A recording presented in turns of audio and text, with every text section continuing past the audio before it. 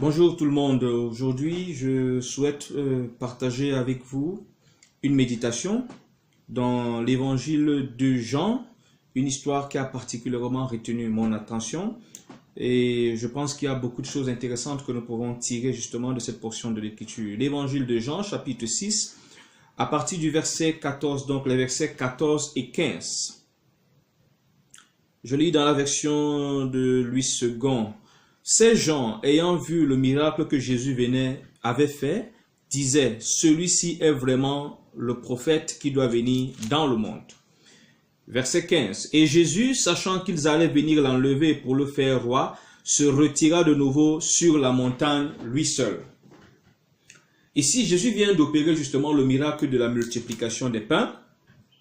Et suite à ce miracle-là, les hommes subjugués par ce qu'ils venaient de vivre, conçoivent donc le projet de carrément établir Jésus. Il faut se dire que peut-être quelque part, ces gens, dans leurs intentions, l'idée était d'établir Jésus afin qu'il continue à multiplier du pain pour qu'il puisse toujours avoir à manger.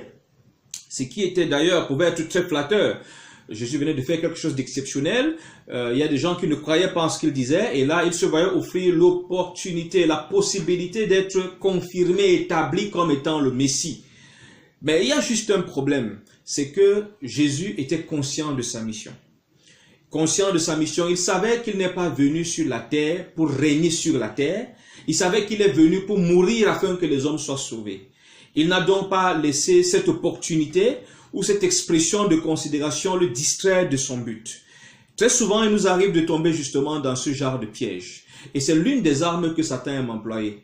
Il aime généralement créer de la distraction, par des éloges, par des opportunités, des éléments qui ont vocation justement à nous conforter dans notre ego, à nous donner l'impression que nous sommes arrivés et qu'enfin peut-être nous allons avoir une certaine reconnaissance. C'est des outils ou alors des stratégies qu'il aime beaucoup employer et qui, dans certains cas, ont souvent eu à marcher. Et nous voulons justement aujourd'hui, à la lumière des Saintes Écritures, mener une réflexion là-dessus. Je suis en train de me référer un peu à mes notes. Nous allons faire un tour dans Actes chapitre 16, versets 16 à 18, où nous allons retrouver à peu près la même stratégie que Satan utilise. Ça, c'est avec la femme qui a l'esprit de Python.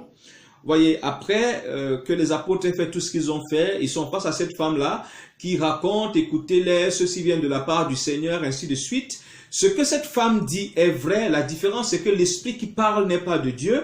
Il y a dans notre vie des opportunités, des situations, des idées qui viennent, qui se présentent toujours, qui ont généralement la forme d'une issue favorable, qui ont généralement la forme de ce que nous voulons. Parce que rappelons-le, jusque-là, Jésus était encore en train de se révéler aux hommes.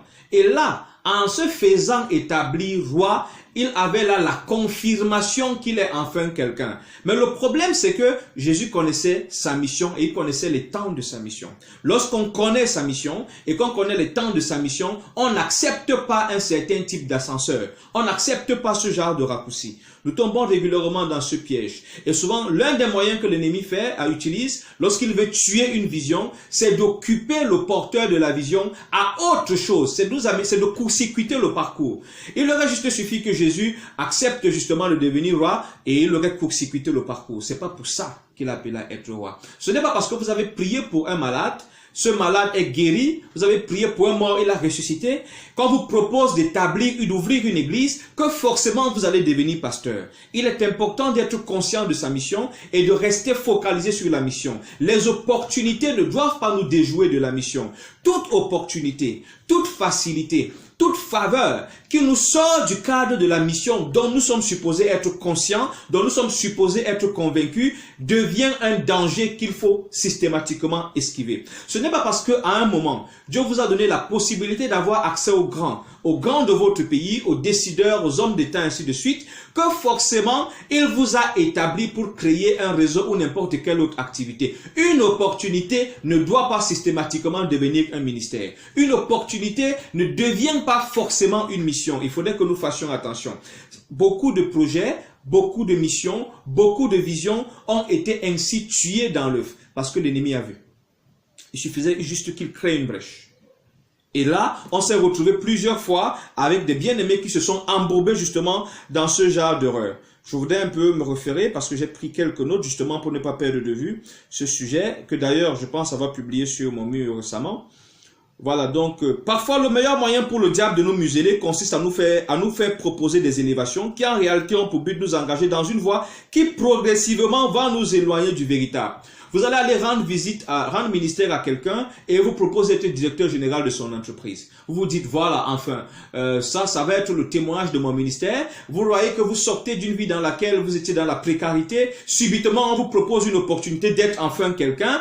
Et le plus souvent, c'est une question de secondes pour que les gens prennent la mauvaise décision. Non, je suis supposé avoir compris ma mission. Jésus était venu pour mourir. Sa vie devait servir finalement de rançon pour que d'autres puissent être sauvés. Il n'était pas venu pour être servi, pour devenir justement le maître, pour régner sur la terre. Il faudrait que nous soyons conscients.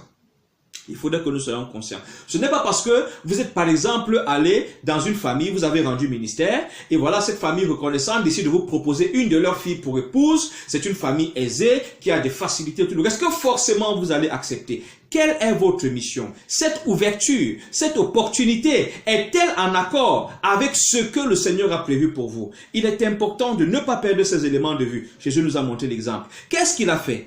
Il a carrément fui. Parce qu'il avait vu en cela une distraction. La distraction, c'est le fait d'investir son temps, son énergie et son attention là où il ne devrait pas être investi. La mission, on doit la connaître. On doit connaître son temps. Lorsqu'on vous propose une élévation, une ascension, qui ne semble pas être en droite ligne, qui ne vous conforte pas dans la vision, qui ne facilite pas la vision, qui ne facilite pas la mission, il faut vous en méfier. Ça peut être justement ce petit trou dans lequel l'ennemi est en train de vous piéger. Il faudrait vraiment que nous fassions attention à ces éléments qui se présentent devant nous et que souvent nous embrassons trop vite comme étant une réponse de Dieu. Les apôtres dans Acte 16, comme nous l'avons évoqué, auraient pu écouter, auraient pu voir en le discours de cette femme la confirmation de leur apostolat qu'ils n'aimeraient pas pendant qu'il est en train de rendre ministère.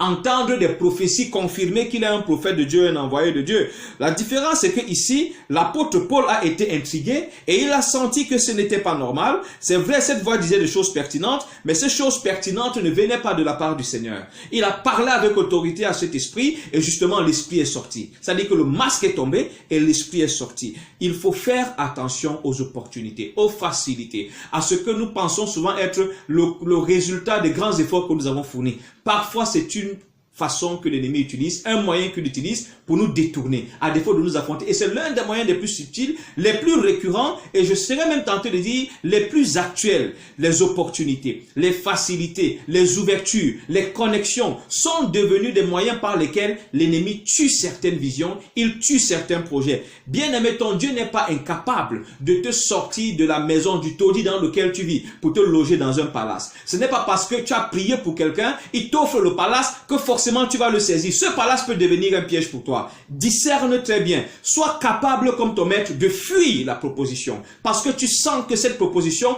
est un contretemps. Parce que l'Esprit de Dieu opère dans notre esprit. Il te fait ressentir que ce n'est pas encore le temps. Alors quand tu embrasses une opportunité qui est prématuré, qui va t'installer plus tôt que prévu. Attention, c'est une opportunité en fait qui te paralyse et qui va te causer du tort. Ayons ce discernement, évitons de nous laisser berner par l'ennemi, comme il a fait à plusieurs dans notre génération. Donc, voilà donc. Il peut donc s'agir d'un nouveau projet alléchant, d'un boulot, une affectation, une promotion qui en apparence, n'est-ce pas, a le pouvoir d'apporter une plus-value à notre vie. L'élu de Dieu que tu es doit être capable, doit connaître sa mission et ses temps d'accomplissement. C'est par rapport à cette mission, la majorité des choix que nous devons faire, les choix professionnels, les choix conjugaux, les partenariats d'affaires, doivent être taillés sur la mesure de ce que Dieu nous a confié. Si nous commençons à prendre des décisions, ce qui nous dirige dans ce monde, ce qui doit diriger un élu de Dieu, c'est la mission qu'il a reçue, c'est la vision qu'il doit poursuivre. C'est par rapport à ça que ces fréquentations, que ces actions, toutes ces initiatives doivent être taillées. C'est le modèle par excellence pour éviter de tomber dans le piège.